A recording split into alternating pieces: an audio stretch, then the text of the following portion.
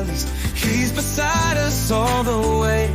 With His grace and His mercy, He's our refuge every day. Immanuel, God is with us, always by our side.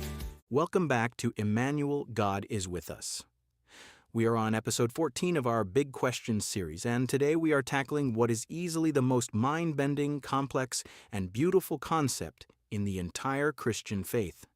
We are asking the question, what is the Trinity? It is definitely the biggest question we can ask. The Trinity is the core, distinguishing belief of historic Christianity, but it's also the concept that trips up the most people.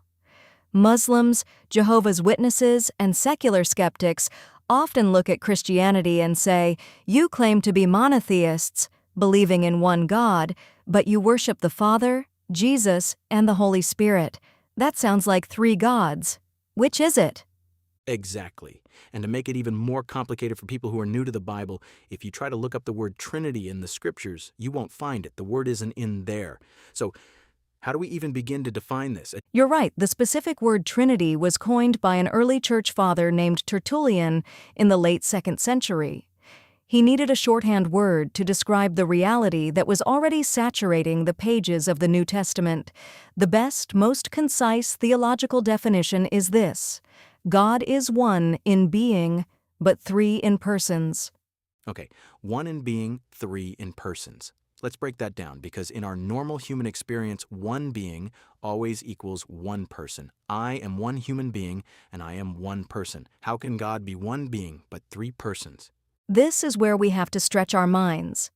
Think of being as the what, and person as the who.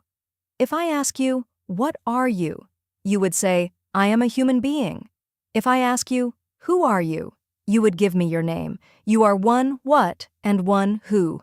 But God is infinite. When you ask God, what are you? The answer is, I am Yahweh, the one eternal divine being. But when you ask, who are you? The answer is, I am the Father, the Son, and the Holy Spirit. One what, three whos. They share the exact same divine nature, power, and eternity, but they are distinct persons who interact with one another. All right, I'm tracking with you, but because this is so hard to picture, we usually try to use analogies. When I was in Sunday school, my teacher used the water analogy. They said that God is like water. Water can be liquid, it can freeze into solid ice, and it can boil into vapor or steam. It's all H2O, but in three different forms. Does that analogy actually work? It's a very popular analogy, but unfortunately, it is actually an ancient heresy known as modalism. Wait, really? My Sunday school teacher was a heretic? Unintentionally, yes. The problem with the water analogy is that the same drop of water cannot be liquid, solid, and gas at the exact same time. It just changes modes depending on the temperature. If God were like that, it would mean He was the Father in the Old Testament, then He shapeshifted into Jesus in the New Testament, and now He has morphed into the Holy Spirit. Ah, I see. And we know that can't be true because of moments like the baptism of Jesus. Exactly. In Matthew chapter 3, Jesus, the Son, is in the water, the Holy Spirit descends like a dove, and the voice of the Father speaks from heaven, saying, "This is my beloved Son." All three persons are interacting simultaneously. They aren't just one person wearing three different masks. Another popular analogy is an egg, the shell, the white, and the yolk. But that fails too because the shell isn't the whole egg, it's just a part. But the Father is fully God, the Son is fully God, and the Spirit is fully God. So if the water analogy fails and the egg analogy fails, how should we visualize this? C.S. Lewis actually gave one of the best explanations. He said to imagine dimensions. If you have a one-dimensional world, it's just a straight line. If you move to a two-dimensional world, you can draw a square, which is 4 straight lines connected. Now, move to a 3-dimensional world. You can build a cube. A cube is made of 6 squares, but it is still only 1 cube. Oh, that's fascinating. Right? As you move up in dimensions, the reality doesn't contradict the lower levels. It just combines them in ways we couldn't previously imagine. We are one-person beings. We live on a lower dimension. God exists on a higher dimension of reality. He is a multi-personal being. It doesn't break the rules of logic. It just surpasses our human experience. That is incredibly helpful. It preserves the mystery without making it sound like nonsense. Now, let's bring this down to earth for a minute. Let's say I understand the one being three persons concept. Why does this actually matter for my Tuesday morning commute? Why isn't this just high-level academic theology? It matters because it changes the very definition of love. The Bible says in 1 John 4 that God is love. If God were just a single, isolated person dwelling in eternity past before He created the universe, He couldn't be love.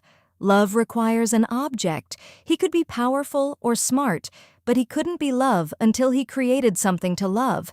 That would mean God needed us to fulfill His nature. But because of the Trinity, Because of the Trinity, God has been experiencing perfect, joyful, self-giving love for all eternity, the Father loving the Son loving the Father, in the unity of the Spirit. God didn't create humanity because He was lonely and needed a friend. He created humanity out of an overflow of the joy and love that already existed within the Trinity. wow. So when Jesus invites us into a relationship with God, He is literally inviting us to participate in the love that has existed between the Father, Son, and Holy Spirit since before time began. That changes everything about how we pray, how we worship, and how we view our own worth. I want to take a moment to pray for us right now that this profound mystery would actually bring us immense comfort today. Father, we admit that our finite minds cannot fully comprehend Your infinite nature. But we thank You that You have revealed Yourself to us as Father, Son, and Holy Spirit. Thank You that You are a God of perfect relationship and perfect love. As we go about our week, help us to experience that divine love. Holy Spirit, guide us. Jesus, intercede for us. Father, hold us securely. In Your beautiful triune name, we pray. Amen. Thank you for wrestling with this big question with us today. May the grace of the Lord Jesus Christ and the love of God and the fellowship of the Holy Spirit be with you all. Amen. In His love we find our strength. In His peace we find our way. Immanuel, God is with us, leading us today. With His word, He speaks to us, fills our hearts with light. Through His music, His whispers, He's our comfort in the fight.